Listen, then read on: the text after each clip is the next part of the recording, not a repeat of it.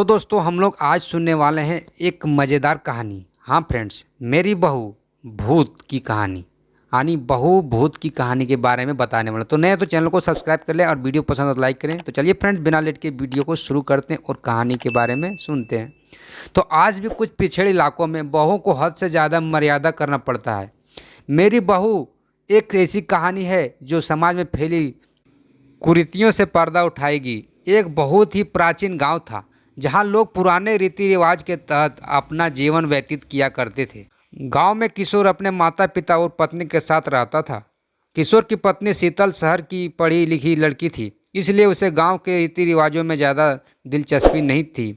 फिर भी उसे परंपराओं के अनुसार गांव के लोगों के सामने सर ढक कर रखना पड़ता था। कुछ दिनों तक तो शीतल ने बड़े बुजुर्गों को मर्यादा रखते हुए यह बर्दाश्त किया, लेकिन जब उसे लगातार पर्दे में रहने से घुटन होने लगी तो उसने अपने पति किशोर से शहर जाने की बात कही। किशोर गांव में ही पला बड़ा था, इसलिए उसे शहर जाने में कोई रुचि नहीं थी। उसने अपनी पत्नी को समझाते हुए कहा, यहाँ हमारा पूरा परिवार है और हम इसे छोड़कर नहीं जा सकते। तुम्हें यहाँ रहने में क्या परेशानी है? शीतल ने किशोर से खुलकर अपने दिल की बात कह दी। बस फिर क्या था, वह अपनी पत्नी से नाराज हो गया और जोर जोर से चिल्लाने लगा। किशोर की आवाज़ सुनकर उसके माता पिता भी कमरे के अंदर आ गए हैं और जैसे ही उन्हें सारा मामला पता चला तो उन्होंने भी अपनी बहू को बुरा भला कहना शुरू कर दिया। सारे परिवार की बातें सुनकर शीतल की आंखों में आंसू आ गए। शीतल को समझ में नहीं आ रहा था कि वह अपने पति को कैसे समझाए। इस घटना के कुछ महीने गुजरने के बाद एक दिन शीतल सुबह होते ही बिना किसी से कुछ कहे घर से निकल जाती है। काफ़ी दूर पैदल चलने से उसे थकान महसूस होने लगती है, इसलिए वह एक सुनसान जगह पर जाकर बैठ जाती है। घर पर जैसे ही किशोर को पता चलता है कि उसकी पत्नी कहीं चली गई है तो वह सारे गांव में शीतल को ढूंढने के लिए निकल गया। किशोर गांव के चारों तरफ जोर जोर से आवाज़ लगाते हुए अपनी पत्नी को खोज रहा था। जब वह कहीं दिखाई नहीं दी तो सभी की चिंताएं बढ़ने लगती है। लेकिन इसी बीच एक बुजुर्ग व्यक्ति गांव वाले से आकर बताता है कि इस गांव की एक महिला रास्ते में एक सुनसान जगह पर अकेली बैठी है। यह बात सुनकर किशोर तुरंत उसी तरफ दौड़ लगा देता है। किशोर को भागता देख गांव के लोग भी उसके पीछे भागने लगते हैं। जैसे ही किशोर शीतल के नज़दीक पहुंचा, उसे देखते ही उसके होश उड़ गए, क्योंकि शीतल अपने बिखरे बालों के साथ मिट्टी से खेल रही थी।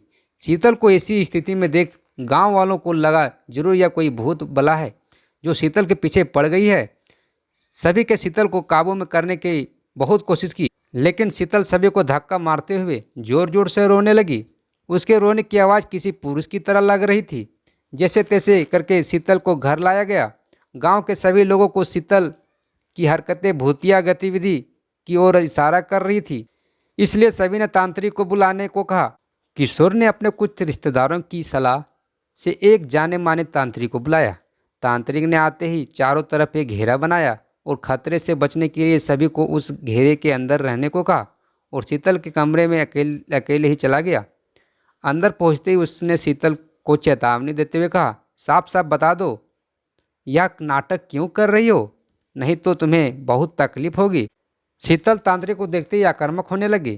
तभी तांत्रिक ने शीतल के बाल पकड़कर दोबारा कहा, मैं अच्छी तरह से जानता हूँ भूत प्रेत नाम की कोई चीज़ नहीं होती। मैं कई वर्षों से इसी तरह लोगों के भ्रम दूर करता आया हूँ। तुम्हारे घर वालों को समझाना मुश्किल है, लेकिन तुम अच्छी तरह से जानती हो कि तुम यह नाटक कर रही हो। तांत्रिक की बात सुनते शीतल की आंखों में आंसू आ गए और उसने रोते हुए अपना झूठ कबूल कर लिया। शीतल ने तांत्रिक को बताया कि वह शहर की पढ़ी लिखी लड़की है, उसे ज़्यादा बंधनों में रहना पसंद नहीं। उसने कई बार अपने पति से यहाँ से दूर चलने को कहा, लेकिन जब वह नहीं माने तो मजबूरी से आकर उसने चूड़े चढ़ाने का नाटक किया ताकि वह अपने मन मुताबिक जी सके। दरअसल तांत्रिक एक वैज्ञानिक था जो कई सालों से भूतों के नाम पर फैली हुई अफवाहों की सच्चाई देखने के लिए रिसर्च कर रहा था और उसी वजह से उसने तांत्रिक वेशभूषा अपनाई थी। उसने शीतल को सबके सामने चुड़ैल की हकीकत बताते हुए माफ़ी मांगने को कहा। जैसे ही गांव वालों को पता चला कि शीतल अपने परिवार के सामने सिर ढकने से बचने के लिए चुड़ैल का ड्रामा कर रही थी, तो उन्हें आज से पहले गांव में हुई सभी भूतिया घटनाओं पर संदेह होने लगा। तांत्रिक के समझाने पर शीतल के घर वालों ने उसे उसके पति के साथ शहर जाने को इजाज़त दे दी। तांत्रिक के वैज्ञानिक सोच ने लोगों में भूत के प्रति फैले अंधविश्वास को गहरी चोट दी थी। लेकिन यह तो सिर्फ एक शुरुआत थी और इसी साथ यह कहानी खत्म हो जाती है। तो दोस्तों कैसी लगी कहानी? यदि कहानी आपको पसंद आई हो तो कमेंट में अवश्य लिखें। अगर आपको और मजेदार कहानी चाहिए तो मुझे कमेंट करें, जिससे मुझे प्रोत्साहन मिलता है। धन्यवाद। अगर वीडियो पसंद आए तो लाइक करें और चैनल को जरूर सब्सक्राइब कर लें और दोस्तों के साथ भी शेयर कर सकते हैं। थैंक यू फ्रेंड्स, मिलते हैं फिर नेक्स्ट कहानी।